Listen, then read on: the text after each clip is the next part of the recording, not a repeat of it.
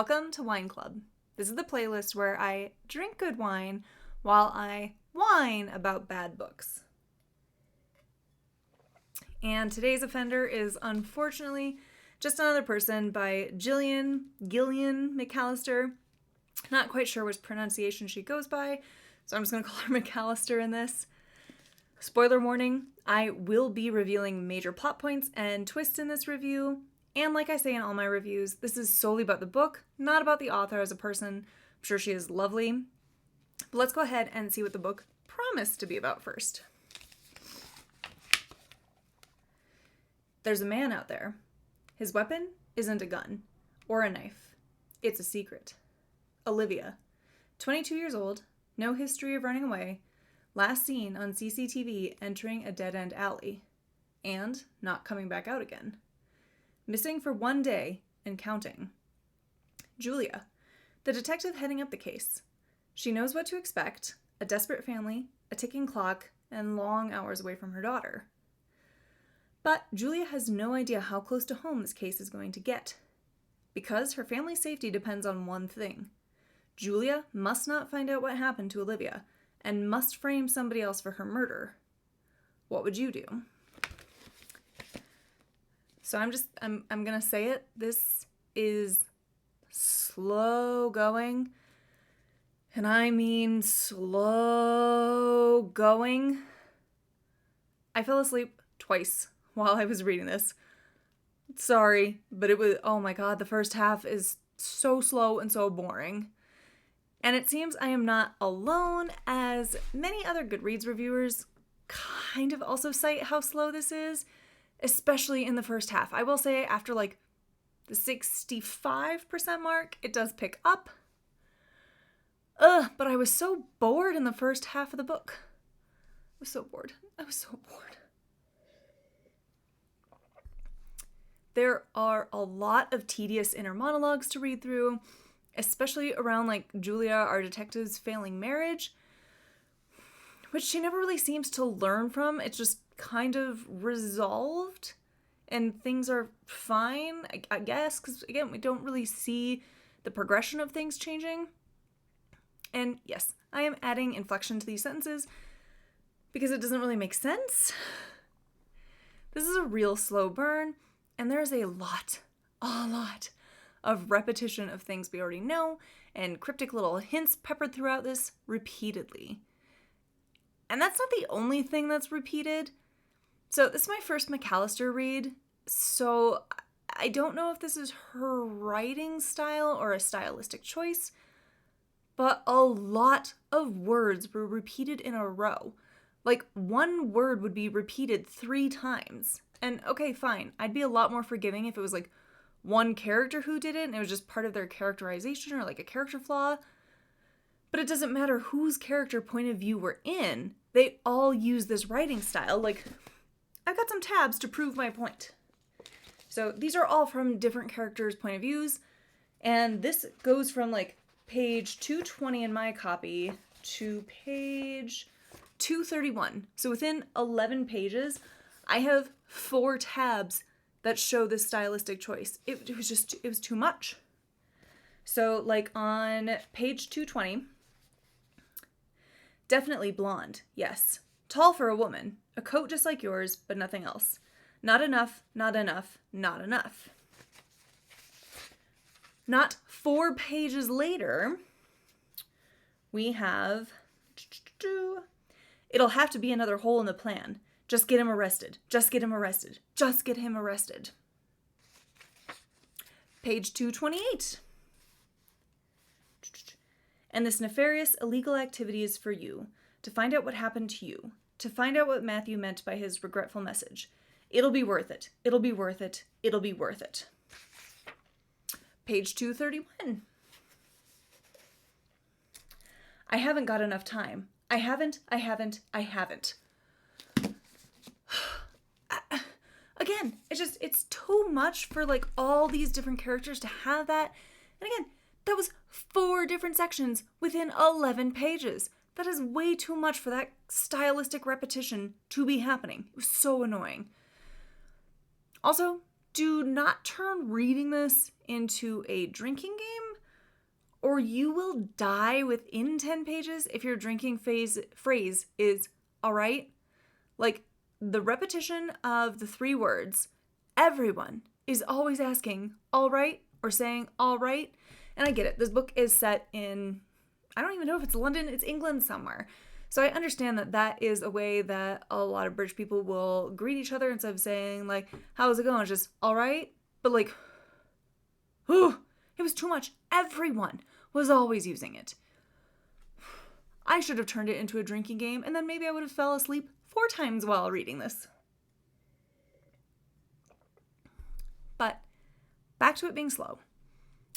This book really did kind of make me wish I could DNF books.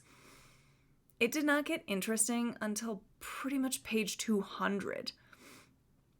And then once we get, like, the first reveal is revealed, the rest are just like little dominoes. It's just reveal, reveal, reveal. Like, could we not have gotten one of those sprinkled in before?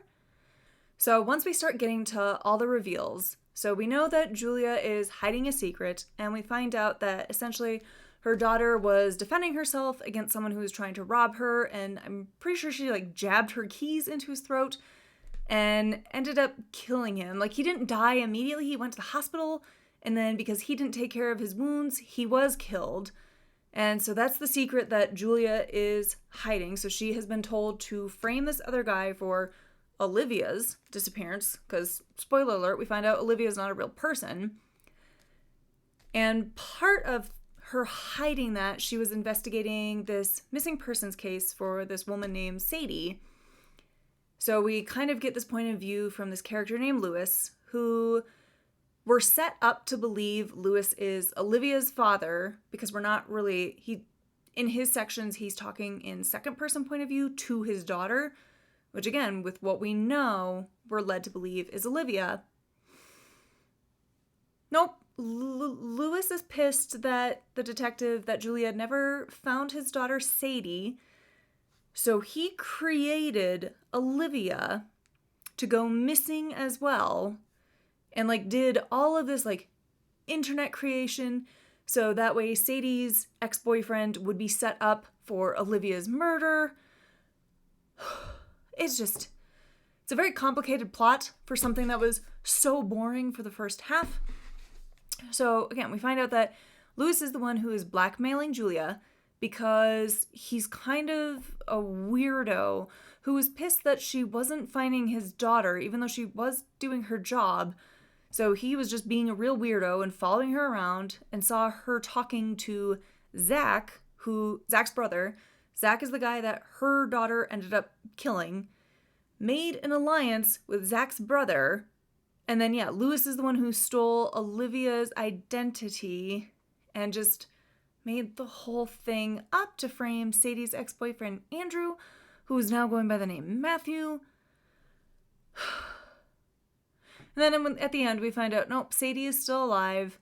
And then while Julia's doing all of her detecting to figure all of this out, there's another detective she works with named Jonathan. And then we find out he's a bad guy too, and also doesn't want her to find Sadie. Why couldn't one of these reveals have happened like 75 pages earlier? It would have made things more interesting. Like, I honestly think rearranging some of the reveals would have helped up the tension, especially since the book isn't written in first-person point of view, which I do give it props on, because that would have been really hard. Had we found out about Jonathan being crooked, that would have really ramped up the tension as we watch Julia spill her guts to him, and knowing that he's going to use this against her. I'd be so scared knowing that Jonathan is bad, but Julia doesn't. I do wish some authors would think stuff like this through, instead of hiding certain things just to get a good reveal and pull one over on the readers. Let me into the story more. It's like magic or supernatural TV shows when we know who the big bad is, but the main characters don't. We just have to watch as they walk into a trap or tell the wrong person something that they shouldn't. I didn't really like the reveal that Jonathan was in on it. It just made the plot more complex and just highlights what a fucking small world this setting is in. And then once we get the reveal that Jonathan, like, puts on a fake mustache so he can twirl it while giving his evil villain monologue about why he does what he does, just give me a break. And then he's killed swiftly off page. Oh, wow. Okay. Like, honestly, I feel bad for his wife who just has a newborn baby and then is going to find out that her husband was a criminal. I mean, I hope Julia's going to pay her a visit and bring her some food. So speaking of Jonathan dying, I really wish the climax had had more time devoted to it. For a book that just rambles on for 200 pages before starting to get good, the ending feels really rushed. And it felt like Julia didn't do as much detective work as I was hoping she would. Emma, who is Andrew or Matthew's mom, does more detective work than Julia does. She's the one who gathers clues and follows them. She's missing some information, so she jumps to conclusions about certain things, but at least she's doing something. Like, Julia bemoans her fate, even though she's the one who helped cover up her daughter Genevieve's crime, which I also had some serious doubts about. I do understand that Genevieve went too far with slashing at his throat, but she didn't beat him to death or kill him immediately. He died because he didn't take proper care of his injuries that he sustained while trying to commit a crime. It just really felt like McAllister needed some sort of crime for Julia to cover up, but also didn't want to make Genevieve a bad person. It would have been a lot more compelling to have Genevieve be more bad and have chosen to do that man harm or seek him out to get revenge or something, and then Julia really is kind of making that choice to protect her daughter. It just, I don't know. So in the end, we find out that Andrew was just trying to protect Sadie, but we never see Lewis apologize or put together the pieces. Like, Lewis also gets let off the hook after essentially stealing someone's identity and blackmailing a cop. So I will say I did start to wonder about Lewis's character before we even get to the reveal that he's actually Sadie's dad and not Olivia's, as we are led to believe, because he never says her name and just called her Little O, like you would expect Olivia's nickname to be. But then when the reveal does come, I was a little annoyed, as then it means that his chapters are in a different timeline and they aren't designated as being in the past. I get that it would have spoiled the reveal, but it just kind of irked me. Again, it just felt like McAllister cared more about having that haha, got you moment more than letting me immerse myself in the story and potentially figure things out a lot faster. I begrudgingly gave this 3 stars, as the second half was, for the most part, good, and it's not as bad as some of the other 2-star reads that I read in 2023. This is definitely a popcorn thriller, and you should suspend a lot of disbelief with this book and be ready to give it a lot of time and maybe take a nap break while you're in there. But please do leave your recommendations of good police procedurals or missing person thrillers in the comments below.